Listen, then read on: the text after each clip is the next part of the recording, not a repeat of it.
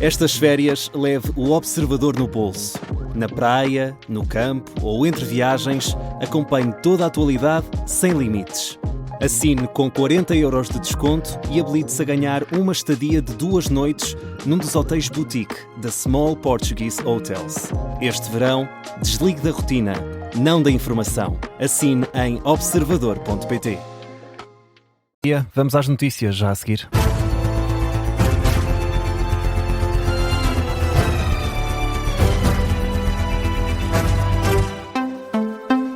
Jornal do Meio-Dia, uma edição do Vasco Maldonado Correia. O secretário-geral do PS acusou o governo de estar a lucrar com a subida do preço dos combustíveis. A partir de amanhã, o preço da gasolina e do gasóleo vai voltar a subir, ultrapassa os 2€ por litro.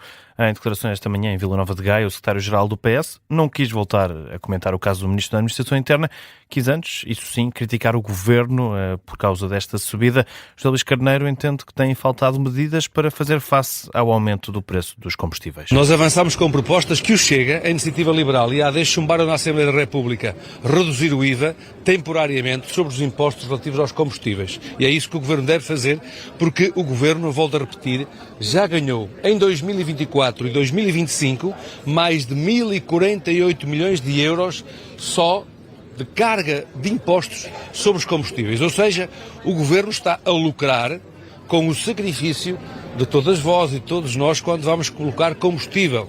Tem de ser medidas temporárias e adequadas às necessidades da economia das famílias e da economia das empresas.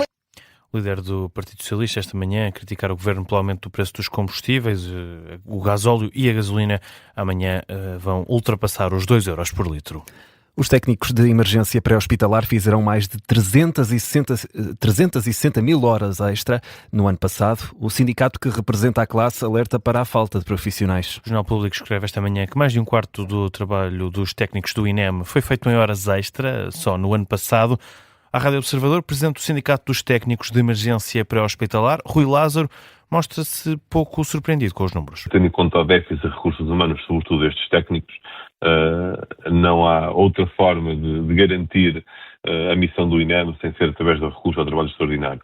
Seria necessário e será necessário contratar cerca de mais 500 técnicos de emergência pré-hospitalar para que os recursos humanos estejam sem déficit e aí sim podemos esperar que o trabalho extraordinário seja residual.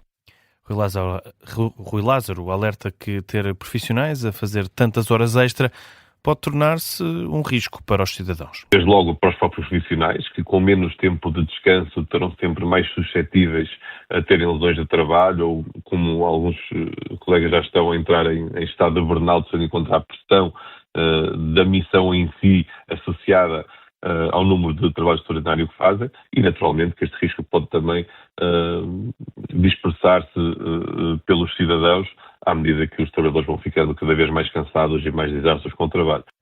E perante este cenário, o presidente do Sindicato dos Técnicos de Emergência Pré-Hospitalar diz que é urgente começar a olhar para o país como um todo. Garantir mais resposta, mais eficiente, com mais educação e mais competências e a todo o país. Não podemos tomar medidas com base no que acontece no Porto, em Lisboa e em Coimbra.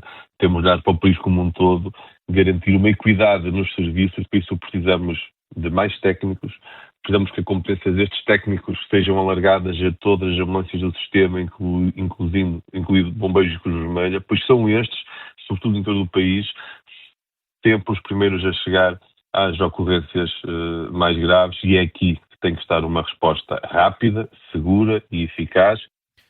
Rui Lázaro, presidente do Sindicato dos Técnicos de Emergência Pré-Hospitalar, entrevistado esta manhã pelo jornalista da Rádio Observador, António José Soares. Atenções viradas também para o grande incêndio em Espanha. Pedro Sánchez agradece o apoio de Portugal no combate às chamas na província de Ávila. A Proteção Civil Portuguesa anunciou ontem o envio de ajuda operacional, uma força conjunta de mais de 120 operacionais que vão ajudar no combate às chamas. O presidente do governo espanhol agradece o apoio de Portugal, Pedro Sánchez fala numa relação de irmandade entre os dois países. Tenho a oportunidade agora de cumprimentar os militares que chegaram do nosso país irmão, Portugal. Queremos agradecer-lhes porque houve outros momentos em que Portugal também sofreu incêndios graves e Portugal e Espanha têm mantido esta relação de irmandade e solidariedade. E hemos tenido essa relação de irmandade e de solidariedade. Pedro Sánchez, esta manhã, aos jornalistas, fez também um ponto de situação em relação ao incêndio que está entre Ávila e Madrid. O Presidente do Governo Espanhol admite que a situação está a melhorar aos poucos. Diz, no entanto, que ainda há muito trabalho a fazer.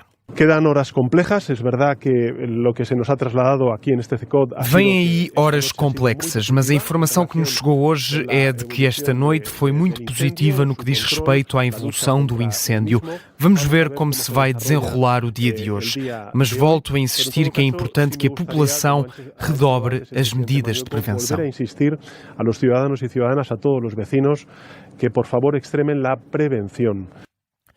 Avisos e conselhos de Pedro Sánchez esta manhã em conferência de imprensa na província de Ávila. O número de pessoas deslocadas em Espanha já ultrapassa as 100 mil.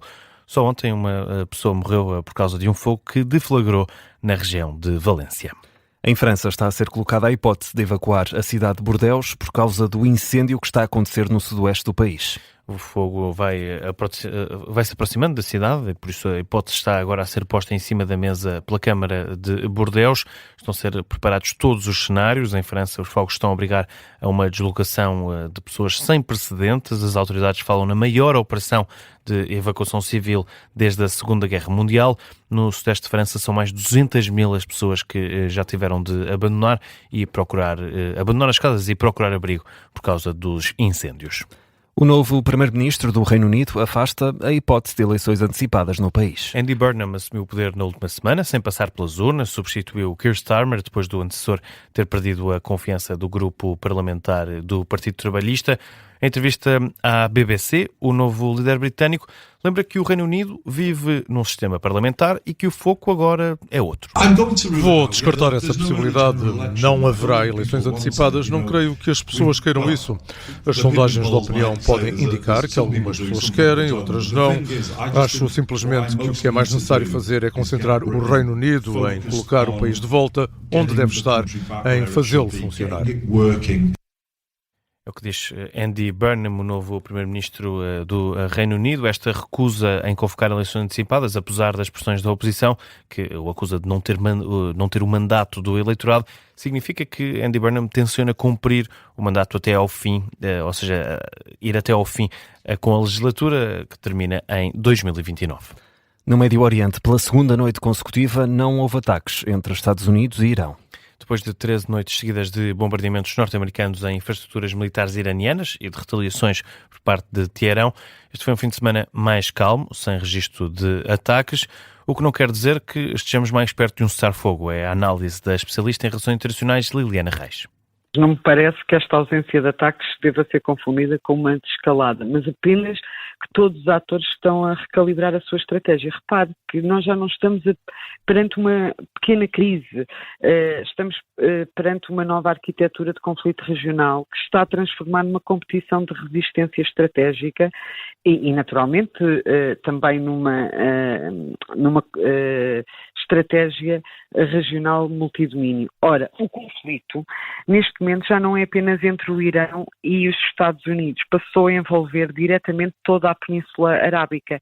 Análise de Liliana Reis, especialista em relações internacionais no Gabinete de Guerra da Rádio Observador. Donald Trump tinha prometido uma nova escalada da guerra no Médio Oriente. Para já, este fim de semana não trouxe novos ataques. O Presidente dos Estados Unidos vai receber na próxima terça-feira o Primeiro-Ministro israelita Benjamin Netanyahu na Casa Branca. Agora, 12:08, já seguirá em 40 minutos. Para já, Vasco, vamos ainda a outras notícias em destaque a esta hora. Não houve ataques no Médio Oriente, mas houve na Ucrânia. As autoridades ucranianas reportam um ataque aéreo russo com 8 mísseis, mais de 130 drones esta madrugada. Entretanto, o presidente ucraniano denuncia que a Rússia pediu novamente ajuda à Coreia do Norte para combater a Ucrânia. Volodymyr Zelensky escreve na rede social X esta manhã que Moscou pediu 30 mil soldados suplementares a Pyongyang e também vários mísseis balísticos. A polícia alemã emitiu esta manhã um mandato de captura contra o suspeito do ataque que aconteceu ontem à noite no evento LGBT em Berlim. O homem de 21 anos continua em fuga, conduziu um carro contra uma multidão. As autoridades acreditam que terá ligações a grupos islâmicos na capital alemã. Uma pessoa morreu, 16 ficaram feridas, 11 estão em estado grave.